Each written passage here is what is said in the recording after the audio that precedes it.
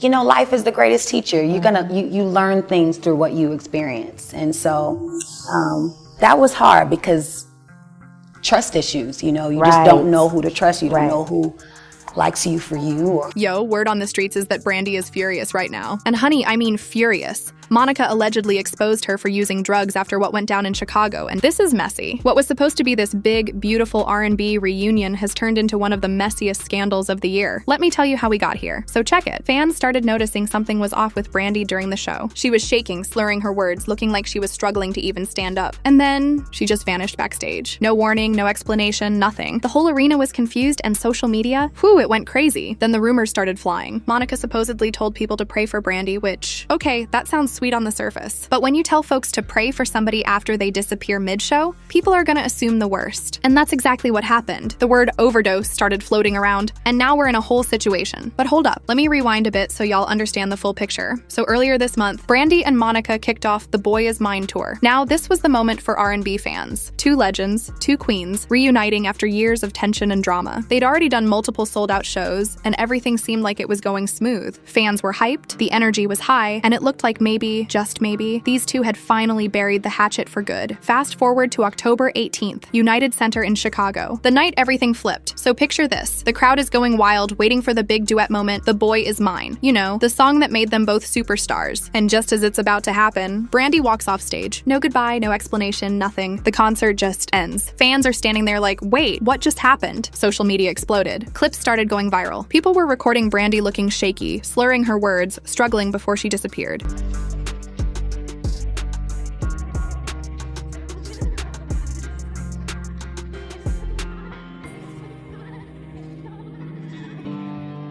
And now everybody's got theories. Was it a technical issue? Was Brandy sick? Did she have a breakdown? Some fans were demanding refunds, others were genuinely worried, but one thing was clear. Something was seriously wrong. They never did The Boy Is Mine. I didn't pay for the tickets, but I want my money back. Now here's where it gets interesting. While Brandy's backstage going through whatever she's going through, Monica stays out there and finishes the show like a professional, and I gotta give her credit for that. Imagine going to The Boy Is Mine tour, and they don't play The Boy Is Mine. I think something happened to Brandy, conspiracy theory, that she's on stage, and then out of nowhere, she goes, hey y'all, the sound is off, weird. But then whispers started coming out that Monica told someone backstage that Brandy wasn't okay. And allegedly, she said Brandy was using drugs. Now, I don't know if Monica actually said that, but that's what people are saying. And once that rumor hit the streets, chilly, it was over. The next day, Brandy posts this long Instagram statement. She apologizes for the abrupt ending, thanks her fans for all the love and prayers, and says she experienced severe dehydration and was on the verge of fainting. She blamed it on nonstop rehearsals and said her team had to prioritize her health. She even said she wanted to come back out, but the technical demands of the show made it impossible. Now that sounds reasonable, right? But honey, the fans were not buying it. Not one bit. See, this isn't the first time Brandy's used the dehydration excuse. A few years back, she was hospitalized for what they said was a possible seizure, and back then, Brandy's family deeply concerned about her health today after an emergency that saw her getting rushed to the hospital yesterday after she fell ill at her home. Same story, dehydration, low nutrition, exhaustion. So when fans heard that excuse again, they were like, nah, something else is going on. People started connecting dots that might not even be there, but you know how the internet is. Once suspicion sets in, it's hard to shake. So Monica posts something too, thanking the fans and saying, not every night goes as planned. Now, she didn't name Brandy directly, but fans took it as shade, especially when she added something about knowing how to keep going, like, girl, that was pointed.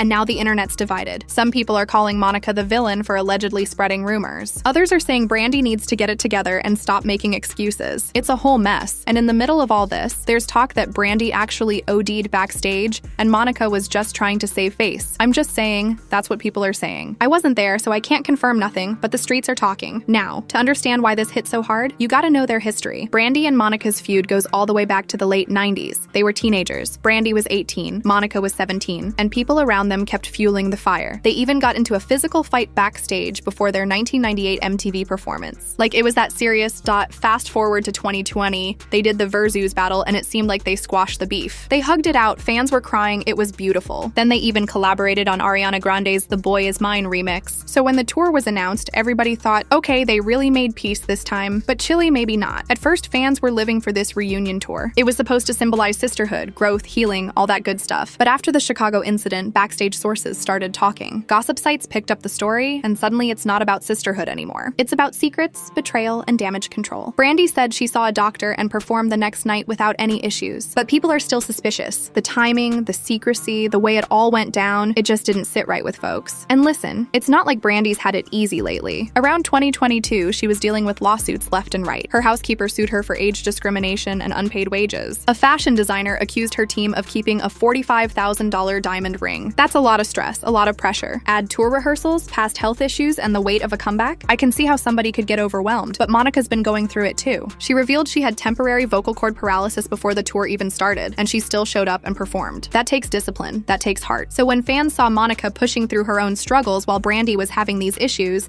they started comparing the two, and that just reignited all the old rivalry talk. Now here's the tea from insiders. They're saying Brandy feels betrayed by Monica. She wanted Monica to publicly deny the overdose rumors, to come out and say, no, that's not what happened. But Monica's team allegedly refused to put out a joint statement. So now the relationship is cordial at best. They're professionals, they'll finish the tour, but that sisterhood vibe, it's gone. At the end of the day, touring is brutal. It's physically exhausting, mentally draining, and you're constantly under pressure. Brandy might be pushing herself too hard, risking burnout or worse. And in this social media age, one health scare can turn into addiction rumors in seconds. Fair or not, that's just the reality. So where are we now? The tour is still going. Tickets are still selling. Fans are still showing up, but everybody's watching closely. If Brandy has another health incident, we could be looking at canceled dates, refunds, and serious damage to her reputation. But if she stays strong, stays transparent, and gets through this, she could turn it into a real comeback story. This whole situation has so many layers: health, friendship, pride, legacy, and the internet's making it worse, bringing up old drama, adding fuel to the fire. At the end of the day, only Brandy and Monica know what really went down in Chicago. Whether it was exhaustion, stress, or something deeper, I just hope Brandy's okay. I hope she's taking care of herself, because we need her, and she deserves to still be sitting on top of the world. But Chili, this is one story I'll be watching very closely. You know, life is the greatest teacher. You learn things through what you experience. And so that was hard because trust issues, you know, you just don't know who to trust. You don't know who likes you for you. Or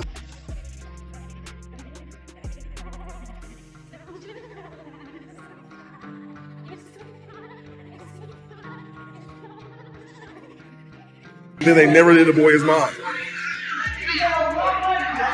I didn't pay for the tickets, but I want my money back. Imagine going to The Boy Is Mine tour and they don't play The Boy Is Mine.